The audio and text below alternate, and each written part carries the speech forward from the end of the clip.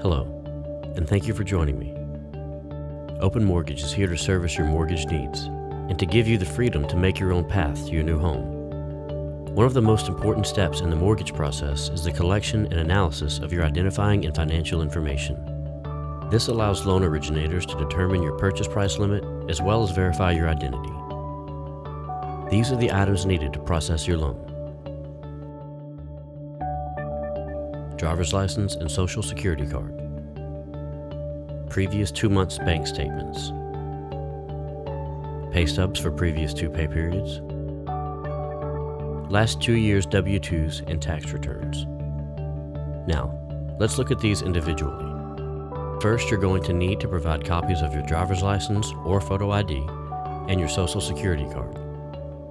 If the address on your driver's license does not match your current address, you'll be asked to provide a letter of explanation. Double check the expiration date and make sure that your license has not expired. Nothing is worse than showing up to close on your new home and not making it through the lobby because your license is expired. The next thing you need to provide is pay stubs for your last 2 pay periods, as well as your last 2 months bank statements. Your pay stubs allow lenders to verify your income and cross-reference that income with any debts you may have that reflected in your credit report. So basically, loan originators look at what you make every month versus what you owe every month on things like credit cards, auto loans, student loans, etc. This is called your debt-to-income ratio, or DTI. Your DTI will ultimately be the determining factor in your maximum purchase price. Additionally, a loan originator will look over your bank statements to make sure that you have enough money to cover your down payment and/or closing cost. There are 2 major things that a loan originator will check for when looking over your bank statements. The first will be any overdrafts. To lenders, overdrafts are a sign of money mismanagement. If you have 1 overdraft, you will be asked to write a letter of explanation. If you have more, then you will most likely run into some roadblocks. The second thing that lenders will be looking for are any deposits over $500. If you have any deposit over $500, you must source it.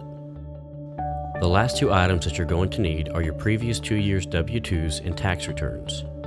Loan originators must verify that the income reflected on your W-2s is the same shown in your tax returns. If you have any write-offs, a 2106 for example, this might alter your actual income with respect to how it is calculated for the purposes of your qualifying income. If you write off mileage, for example, this might lower your monthly income slightly. If it does, then it changes your overall DTI, that oh-so-important ratio we discussed earlier. If you are self-employed, write-offs and/or claiming losses can have a much more significant effect on your income and DTI. Alright, that about wraps it up.